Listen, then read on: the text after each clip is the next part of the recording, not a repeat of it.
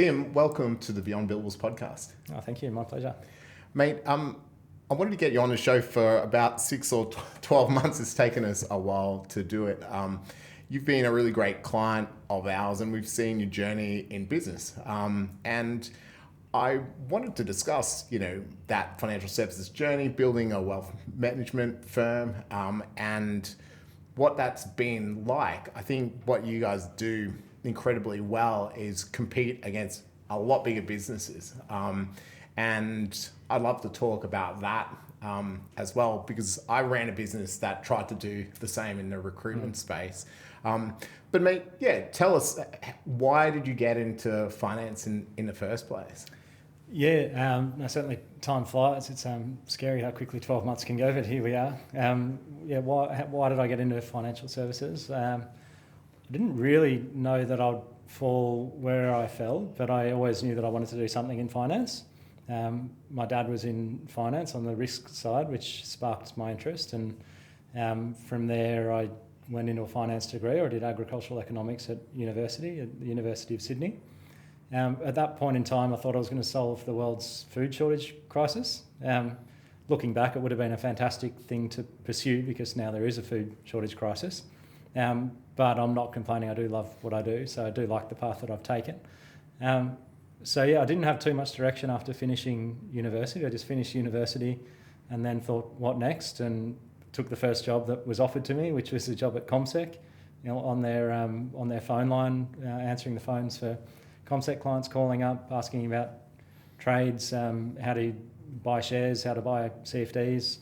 And that was a good entry-level job to the industry, but I could see that wasn't going to be my career path. I could not do that forever. And about 6 months after that, I took a job with some friends that were running a CFD, so Contracts for Difference business. That was really interesting. It gave me a lot more hands-on, and because it was a smaller business, it gave me a lot more exposure to different facets of the business.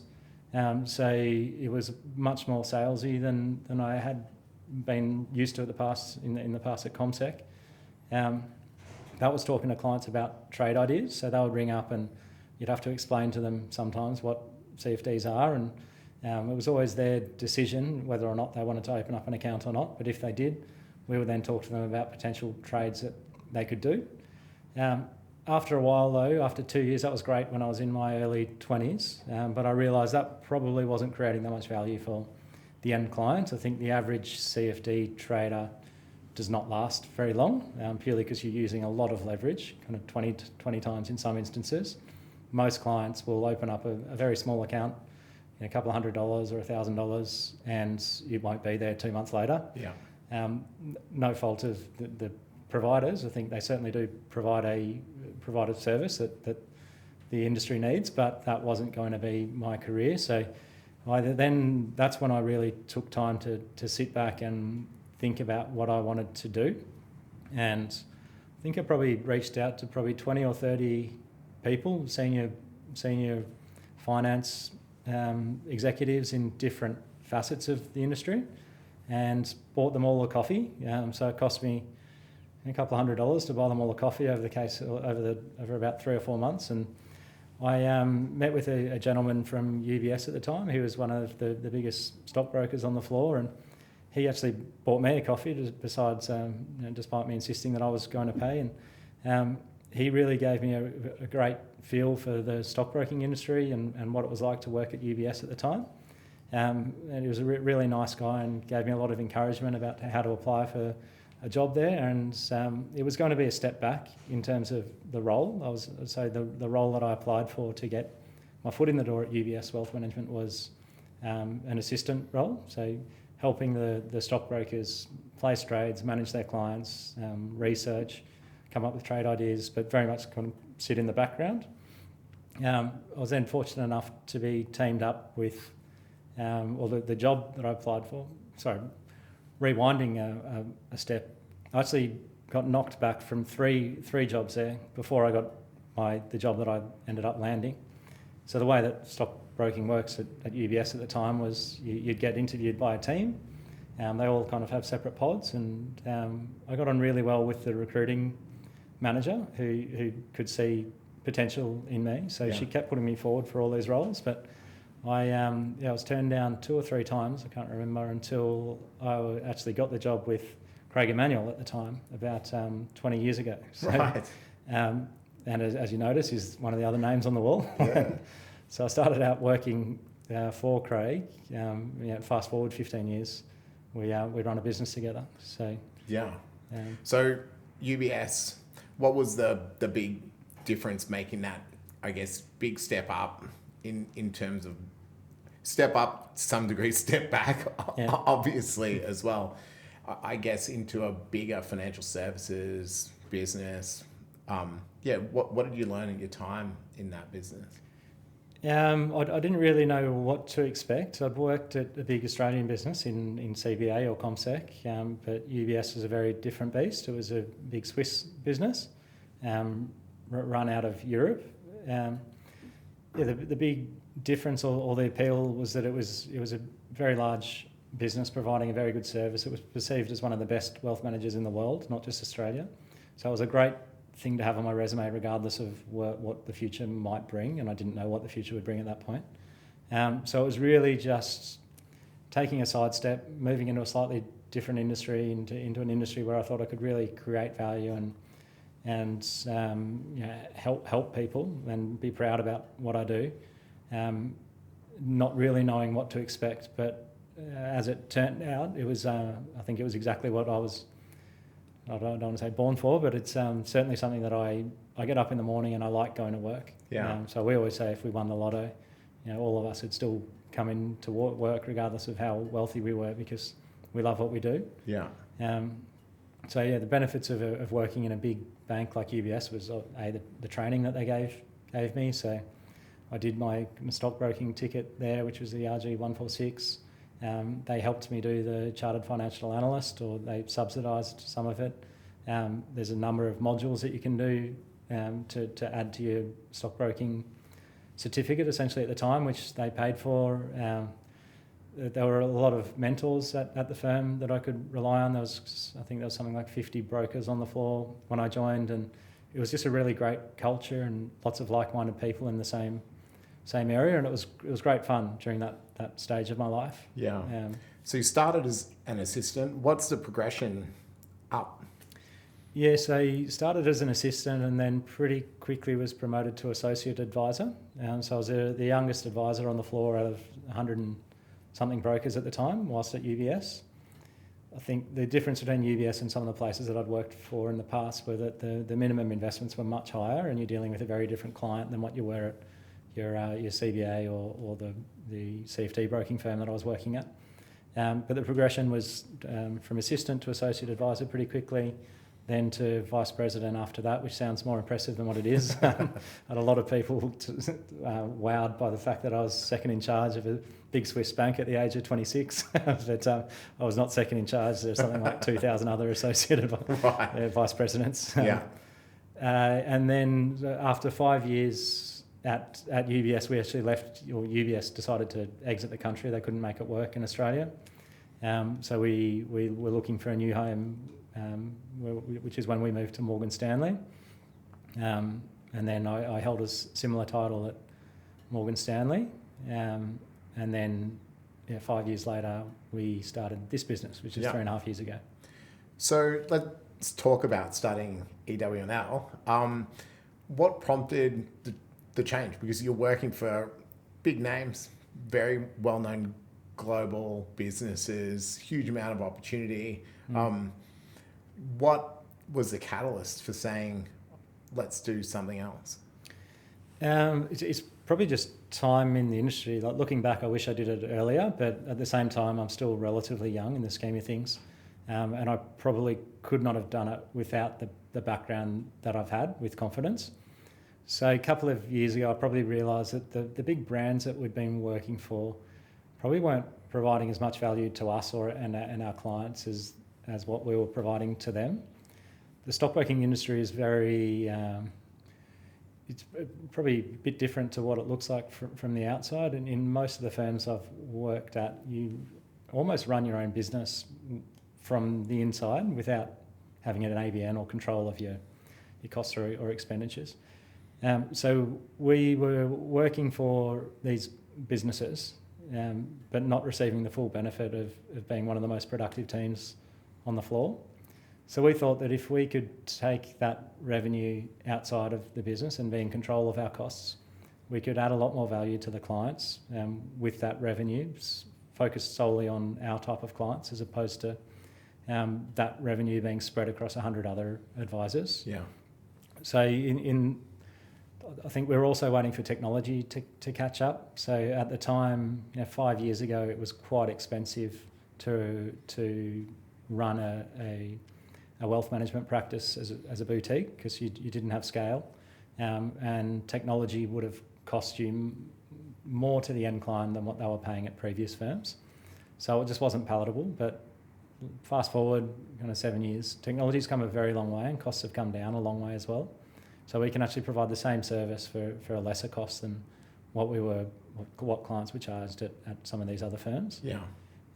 So there was a couple of things. It was us realising that we wanted to be in control of our journey and in control of our clients and the type of clients that we service, and be in control of the research that we use, be in control of the name on the wall is nice, the staff that we bring on. We just wanted more control over that journey so we could tailor it specifically for our type of client and not have to worry about the other 20,000 clients that other firms might have. So you've got relatively high net worth clients and high net worth clients and ultra high net worth clients. What were your worries about going out on your own without that name brand behind you? We were probably either really brave or really stupid. Well, it's worked, mate. Yeah. We didn't really think or weren't too worried about what would happen. We were confident that a number of our clients would come across with us regardless of what we did. Yeah. We've always had very strong client relationships, and I think that's what I attribute to our success is how tight those relationships are, the value that we add to these clients and the service that we offer. So when we left, and we've left a number of firms now and had these clients come across mostly seamlessly, we've never really thought that they wouldn't. Yeah. So, like I said, really brave or really stupid or ignorant.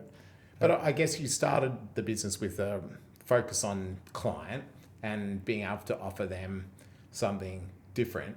I guess how have you executed on that?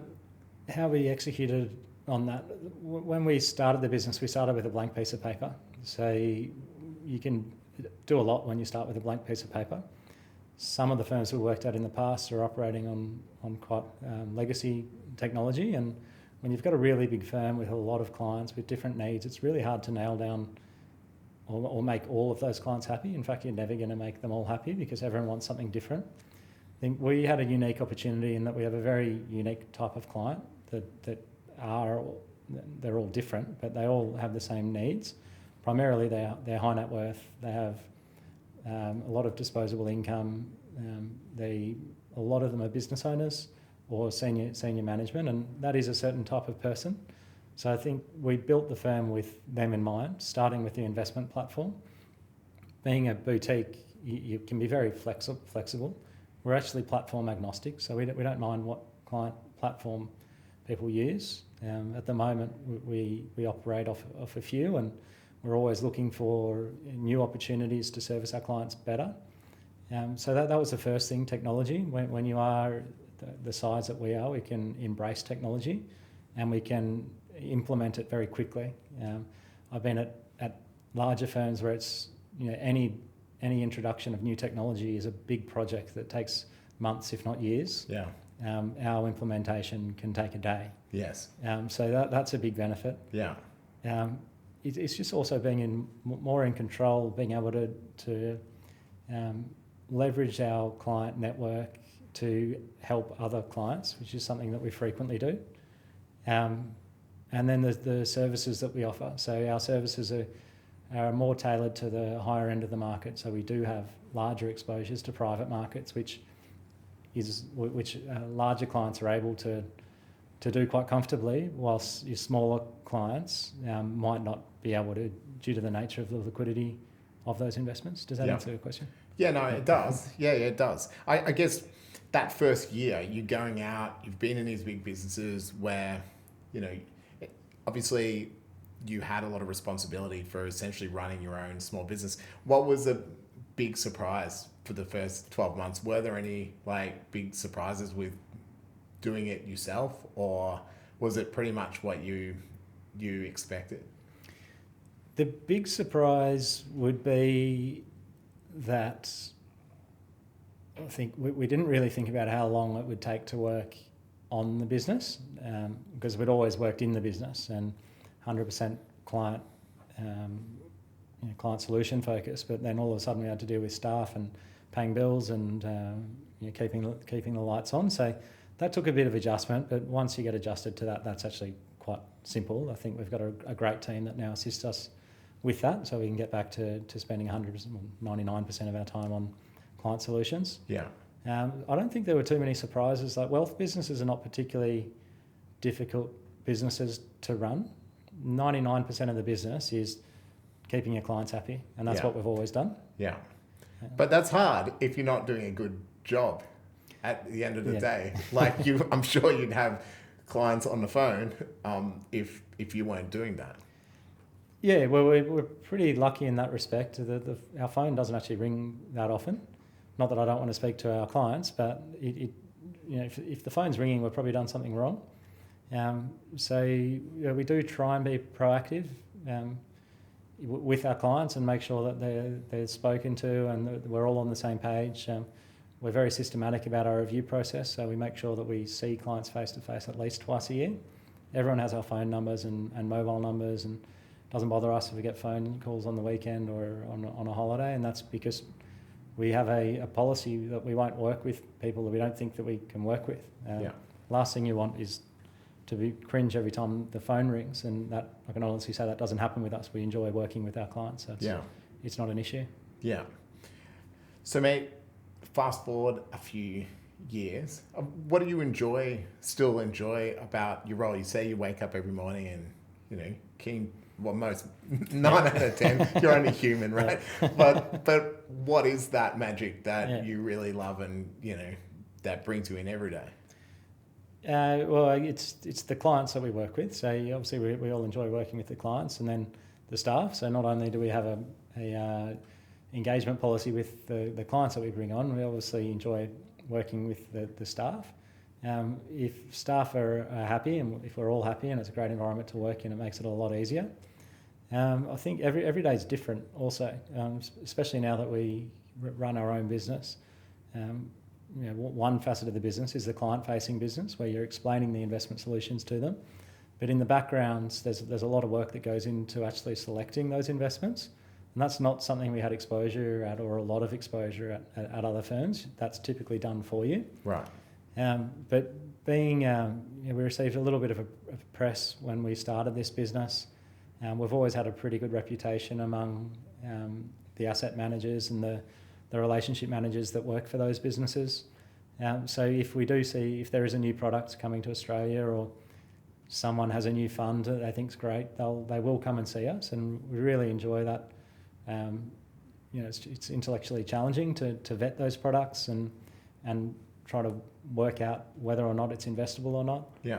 I think from our side, we like to be invested alongside our clients also. So it's interesting for me. That's why if I did win the lotto tomorrow and all of a sudden I was Australia's wealthiest man, I'd still work in this job because I would need a wealth advisor. So Who better? Well, that $200 million Powerball that's coming up. Exactly. Yeah. So. Well, it's true. And a lot of people lose money if they don't get good help, right? It's a really interesting point about that motivation. You mentioned working on versus working in the business. How does one connect with and grow a business with ultra high net worth people? Is it mostly referral? You help a friend, they see that. How has the business grown over the last few years? Yeah, it doesn't happen quickly.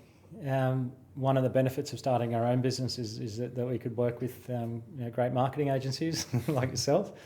So that helps. I think the brand awareness that you've helped us with has definitely driven conversations. And it might not lead to direct sales. Like a lot of this stuff is very hard to measure, but it's certainly the brand awareness piece. So that's number one. The first thing people do when you're referred to them, or you cold call them, or you reach out to them on LinkedIn, is they go to your website. So having a great website which details who we are, what we do, what we stand for is a huge help. But yeah, our new business comes from a number of facets. Referrals are the best type of business, and that's probably accounts for most of our new business. We're not afraid to pick up the phone or knock on the door if we see someone in the newspaper that we might like to talk to and think might benefit from our services. So I think being pretty proactive like that has also helped us, because there's a lot of advisors in the industry are scared to pick up the phone, which I find baffling given that you spend most of your day talking to people. Yeah. Referrals are definitely the best type of business, but we are starting to get now, after your good work, some inquiries come through the website, and I think the podcast that we run as well. That definitely helps. Again, probably not for direct sales, but for validation. Tell us about the podcast, because I remember pitching the podcast to you. Obviously, I've had this for years, and that was something. You've done an amazing job, mate. Like sitting back, some of the people have been incredible that you've had on the show. What have you learned from that process, and how have you seen it develop in the llast year? So the first one we ran, I remember, was the most awkward thing we've ever done. So I was a bit hesitant to start it, and if it was going to be as awkward as the first one forever, probably would have stopped it. But the longer you do it, the longer we've done it, we've noticed the easier it gets and the more natural it is. So the whole premise of ours is to let our clients and friends of the firm be a fly on the wall with the people that we use to essentially service them. Yeah. So when we do have a new manager or introduce a new fund to someone's portfolio, we can actually point them to the conversation we had that led us to recommend that product, which I think is pretty unique, and no one else in the market seems to offer that, not from the horse's mouth anyway. Yeah. It's been quite a journey, but it's really interesting. It makes me keep my finger on the pulse as well, because historically, some of our team might have taken a lot of the initial conversations with fund managers and to do the initial vetting, but now if interesting fund managers come in and pitch a product, I might pick it up and say, hey, let's actually do this as a podcast. I think what you've got to say sounds really interesting. So probably keeps me on my toes a lot more than what I had been in the past. Yeah. But certainly the longer you do it, the easier it gets. Yeah, I love hearing from the variety. Like, you've had people from demographic background, you've had people with, running different funds, people from the US, and I guess that international aspect is a little bit unique for your business. You have a very global view of investments. How have you been able to, I guess, execute on that as a smaller business? In this day and age, it's not that hard to get international exposure. I think what you need is a willingness to invest offshore. Our DNA is from large global banks, so we've always been very comfortable investing offshore. And I think if you looked at the average allocation to Australian equities versus international equities in the token Australian equity portfolio from any Australian broker, our allocation was historically been flipped on its head. So where one firm might recommend 20% international shares and 40% Australian, we'd be the other way around, because Australia only accounts for 2% of the total opportunity set. So it doesn't make any sense at all to have most of your investments in Australia. Yeah. In terms of access, most of those international fund managers will have boots on the ground here, so they will have representation here. Like example of that is ARC has a representation here through Nico Asset Management. JP Morgan obviously has boots on the ground here for distribution. they all have boots on the ground, and if they don't, we're just a phone call away. Yeah. As I said, we did have quite a good reputation in the market, so a lot of them will reach out to us cold and want to do a video call. But it's not hard to get access to international investments. Yeah. Well, let's talk markets, because I love to nerd out on it, and every time I like to talk to you about it when I come in. Obviously, it's a really interesting. It's always an interesting time in global markets. What are some of the trends that you guys have seen over the last 6 months that you suspect will continue into 2024? Yeah, it's a really interesting question. It's funny, when you started, when 2023 kicked off, you couldn't be, or the industry couldn't be more bearish. Everyone was saying how bad the year was going to be.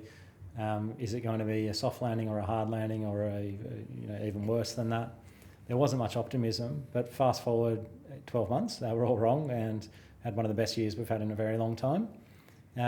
We were actually kind of thinking that way also, because 2022 was such a bad year.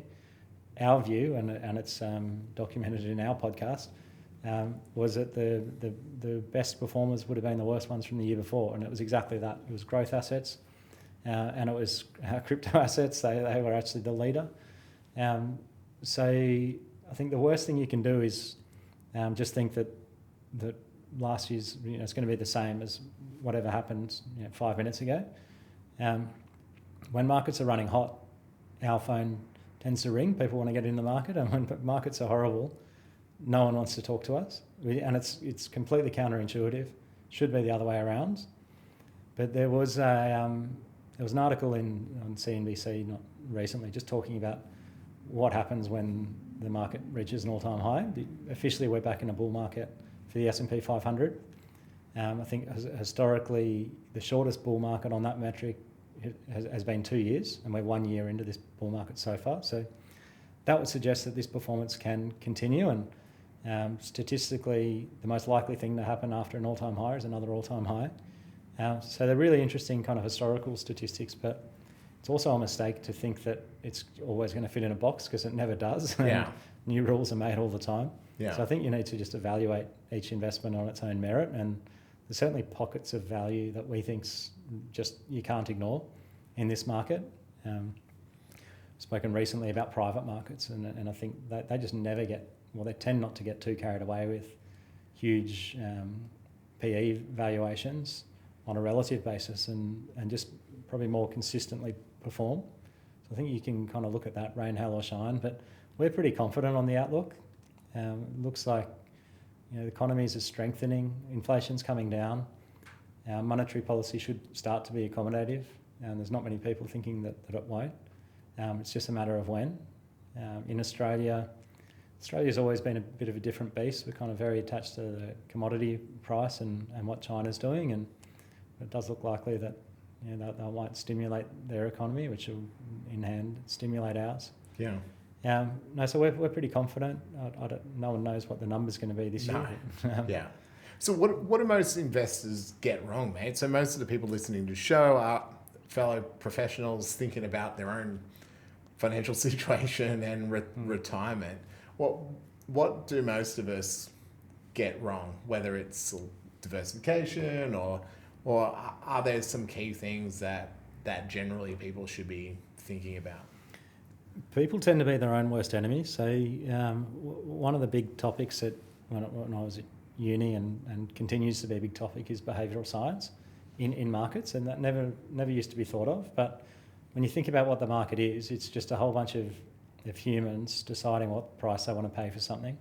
And Warren Buffett has the analogies that if you owned a farm and you had a neighbour, and every day your neighbour would come and ask you if he could buy your property. If he was in a good mood, he'd offer you a good price, and the next day he wakes up on the wrong side of the bed, he's going to offer you a bad price. You've still got the same farm, which does the same thing. And it's the same with markets. It's very emotional.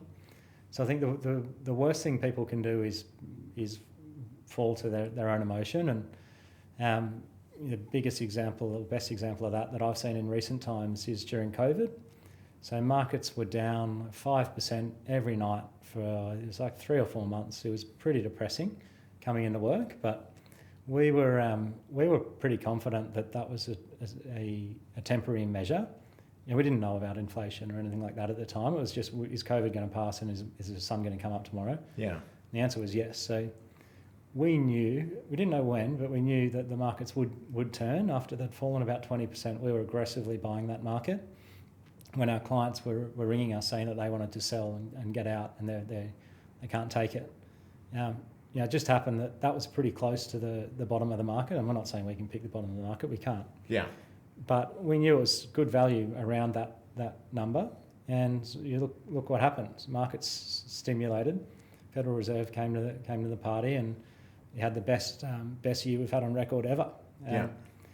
Then the next year was a completely different story. All those growth assets that did kind of 4 times in that market,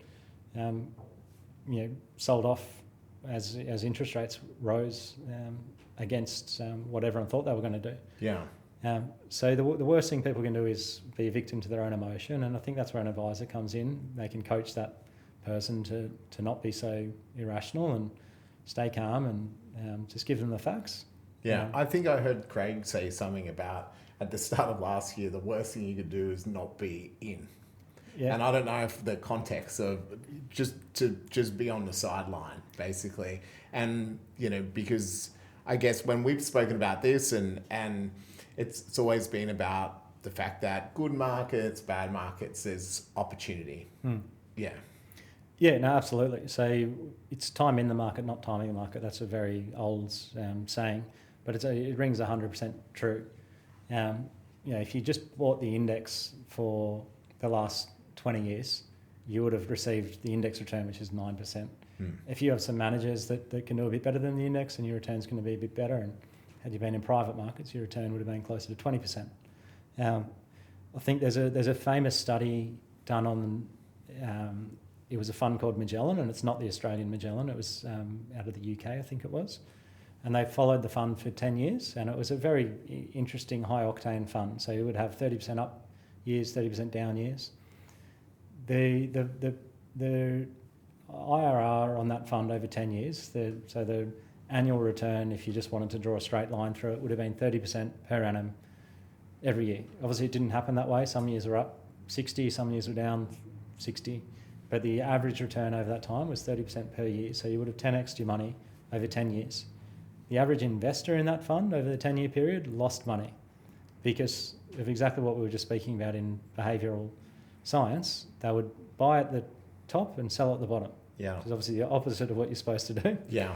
And when I had my first job, the rules were buy low, sell high. Much easier said than done. Yes. But if you just hold and don't worry about selling, you would have got that. You would have got the experience of 30% per year. Yeah. So that brings me to, I guess, your philosophy is a long-term one. Is that fair to say? Yeah, no, we're definitely looking at long-term. So if we have a client come to us with a bucket of funds and they say that they will need that for X expense in 1 to 2 years, we will turn them around and say, look, we would love to help you, but we don't think we can help you over such a short amount of time, and we think it's in your best interest to just leave that in cash to make sure that you have that amount of money when that bill is due. Anything longer than that, you can start to think about taking a little bit more risk. But certainly our view is always long term. So we like to think 7 years plus. That's when you can really start to talk about receiving the return that's on the packet, as opposed to if you've got a 1 or 2 year target. No one knows what's going to happen in 1 or 2 years. You might have another COVID and markets drop 20% by the time that you want your money back. Wait another year, you're going to get that back plus double. So you just never know. Over 10 years, all that stuff comes out in the wash. So, mate, when should we be looking to save for our retirement? Like, bigger question for, all those lawyers and other professionals out there. Because most of the time you're just spending money to survive and, a house mortgage or kids. What's your approach to that? Well, Australia obviously has a great system to help you save for retirement. So the mandatory 10.5% is it at the moment, which other countries don't have. So we're already better off in that respect. But I think when you should really start thinking about saving for retirement and perhaps putting a little bit extra into your super fund is probably around 40 to 50. Anything later than that, and I got time. I'm in the middle. Yeah. Well, it's hard. So Yeah. you spend your 20s paying off your university debt. Yeah. Your 30s, maybe you get a mortgage. And at plenty of nice. bars in Sydney, so that's fun. Traveling. That happens too. Yeah. Your 30s, maybe you buy a house and a car and some kids along the way. They're expensive, and then by the time you get to your 40s, the typical experience is not typical experience of Australia, but typical in that top 1% that we tend to service, is that maybe there's a bit of disposable income there. It's a big trade-off between what you can put away for the next 20 years versus what you need now. Once it's in super, you can't get it out. Yeah. So you really need to think long and hard about that. But a dollar invested in super versus invested in your own name, the difference in kind of the potential wealth creation over a 20-year period is absolutely huge. Right. The tax differential, if you're a top marginal tax rate, is 40%. So on that $1, if you make $1, you're paying 40% to the 50% to the tax office. Yeah. In your own name versus 10% in your super fund. Yeah. So if you can keep that 40% and invest it again at that 10% tax rate, you do the math, the compound over 20 years is astronomical. Yeah. So there is no right or wrong answer, but the sooner the better. Yeah. Not everyone has that luxury, so it's going to be, everyone's completely different. Maybe someone's waiting to sell a business in their late 50s or 60s until they have the capital to tip in, and that's fine too. Like most of our clients, the best thing they can do to create wealth over time is focus on their business. That's often their biggest asset. Yeah. And there are rules the government or the tax office have in place that if you do sell a business and it's classified a small business under the small business exemption, you can actually tip a lot of that money into super, tax-free. Yeah. So, it's a case-by-case basis, but the answer is... Well, that makes a lot of sense to me as well, because when you run a business, my decision is much more about investing in a business rather than paying myself, right? Yeah. And you keep making those decisions over periods of time, let alone super. So Exactly. I understand why. So, mate, crypto alternatives, there's always people out on TikTok plugging different things, or you hear different things, but I think there's been... there's huge markets opening up, whether it's renewables or others. We've had the crypto ETF decision in the US and around Bitcoin. So it's becoming way more mainstream. And then you see the extremes about, fiat currency falling apart. So we must be in crypto. Where do you sit on the whole alternatives? I mean, it's unfair to say alternatives are all crypto, because obviously alternatives, there's so many. What's your view on, I guess, some of the big meta changes that are driving alternatives, and what that looks like in the next decade? Yeah, so you mentioned a couple of things there that are very probably different. They all do sit in the alternates bucket, but if you want me to cover off on crypto first, I'll probably express that these are my own personal views and not necessarily the views of our firm.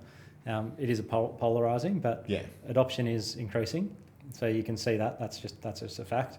You had the Bitcoin ETF be approved in the US, which makes it possible to invest for institutions to invest in big endowments and superannuation funds. They're not going to just invest on day one, but it opens up the door for them to actually have the conversation and have it on record that the investment committee is now thinking about making an allocation to Bitcoin or Ethereum or whatever it is, or a crypto fund. Yeah. So that's the opportunity there. I don't necessarily buy into the argument that it's going to become more popular because the traditional fiat system is doomed. Yeah. That's one of the arguments out there. I think it's probably more likely to just be an investment asset. Yeah. It's entirely possible that companies might start to carry some on their balance sheet. Yeah. Some of them already do. You look at Tesla as an example. I believe there was a large accounting firm in Canada that also started to put some on their balance sheet. if you look at the return over the past 10 years, the return's undeniable. It's had a phenomenal compound return. So it kind of opens the gates for institutions to look at it now. And to date, the price action's been driven by mums and dads, not businesses or institutions or corporations. Yeah. So we're just really the tip of the iceberg in terms of the weight of capital that can come into the asset class. Yeah. Ethereum and a few of the other big ones, they're not competing to be a currency or a store of value or anything like that. They're simply just technology. So it's like saying you don't believe in the internet. Right. Yeah. Which is obviously a silly statement. A lot of people were, man. Yeah. They were, now wrong, right? Yeah. Oh, exactly. Yeah. Yeah, so no one's got a crystal ball. No. But yeah, in terms of alternative investments, people are, or firms like ours are paying increasingly more attention to that space over traditional markets, because traditional markets are shrinking. Yeah. Listed equities, there's less and less businesses floating on the exchange, and they're probably just less exciting. They are relatively efficient markets, and you invest in those markets, you'll get the market return. But the opportunity in alternative investments is much greater, but it's only a certain type of client that has that opportunity to go into those markets, because they typically come with investment minimums, very restrictive investment terms, and the big one is illiquidity, so your ability to access your capital for a certain amount of time. Yeah. So mate, outside of work, you're a family man and trying to juggle family life, and your wife's an incredibly successful professional as well. How do you make it work running a business like this and managing the juggle? Yeah, won't say it's easy, but I am lucky to have a very, very incredibly supportive family. Both myself and my wife have relatively flexible working terms. My wife's a barrister, so she works on her own terms, unless she's in court, which she definitely doesn't work on her own terms. So we have we just make it work. So if Anna's working from home or preparing for a case, then she can often drop the kids or pick the kids up. If she's in court and can't get out of court, then I'll often drop the kids or pick the kids up. And then we also have very supportive parents that assist also. You just make it work, so we don't really think about it, it just happens. Yeah. And what about your health and wellness, mate? You ran a marathon last year. Is there another one in the plans? Funny you say that. I said I would never do another one again, and I don't know that I will. I wouldn't mind tackling an international one day, but running or long distance running or long distance anything is an incredibly selfish endeavour. So I was lucky that, again, my wife was very encouraging at the time and kind of allowed me to do those long runs and leave at 3 o'clock in the morning to get a 20k run in before work. But I wouldn't do it again in a hurry. Yeah. I think we will do I think we're both going to do a 20k run, the Gold Coast Half Marathon, which we're not competitive athletes, so I could probably run that today without. It's nice and flat too, mate. Yeah. No, exactly. Yeah. So what excites you about the future? Well, a lot. I don't know if you're asking from a work perspective or family or life or what. Yeah, all of it. I think being in Queensland over the next 10 years will be a pretty good place to be.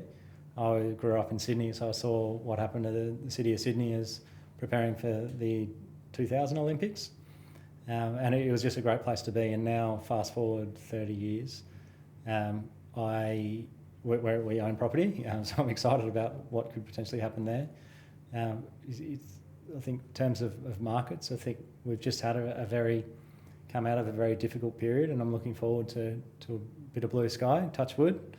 Family-wise, we've got 2 young kids at home, 5 and 6 year olds, so every day is different. They've learnt something new, they've grown a bit taller, they've grown out of their shoes. Every day's exciting. Losing teeth at the moment, so that's a new thing we've never experienced. So it is great to kind of try and see the world through the kids' eyes. Yeah. So it is it's good energy to have in the house, and try not to take yourself too seriously, because kids certainly don't. But what else excites me? The business is going really well. Looking forward to what the future brings there. We'd like to potentially make another hire or two this year. We never want to be too big. We certainly don't want to be, be big institution, but we can certainly do with a few more hands on deck. So that's exciting. So, mate, looking back on your career, is there a piece of advice you would give your younger self coming out of university, going into finance? I actually think I've been incredibly lucky. I don't know that I would offer myself any advice really to change what I did. I think I fell into the right path. I think I do like to mentor younger advisors coming up, or if anyone knocks on my door or sends me a message that they kind of want some advice on what they should do. My advice was to do exactly what I did when I was doing a bit of soul searching, and just go and have as many conversations as you possibly can. That was given to me by someone, I don't remember who it was, but someone definitely told me to do that, and that's why I went and had those 30 coffees. And that's probably sliding doors moment as to why I'm sitting here today, I think. Well, mate, that's great advice. I've done that before when I was leaving law, going into recruitment, and not knowing what next, and went and had lots of coffees as well, and flew myself to Sydney and talked myself into the job subsequently. But Tim, thank you so much for being on the show. It's been great, mate. No, thank you. My pleasure. That's great.